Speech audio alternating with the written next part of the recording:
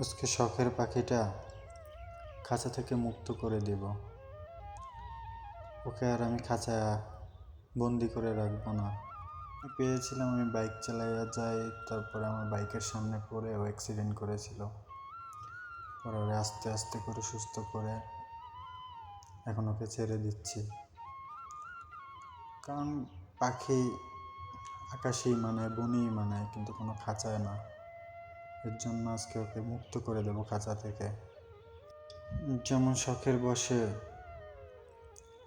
বনের পাখি বনেই মানায়, খাঁচায় না। ধরেছিলাম শখের বশে, সঙ্গীবিহীনটা মুক্ত করে দিলাম। ভালো থাকুক মুক্ত জীবন। একবার খালি হাতে ধরার চেষ্টা করছিলাম, পরে পলিথিন থেকে ধরার কারণ প্রচুর কামড়াইতেছিল, হাতের ছাল উঠাই ফেলাইছিল, এর জন্য পলিথিন থেকে ধরছি। মুক্ত করে দিলাম ওকে, ভালো থাকুক।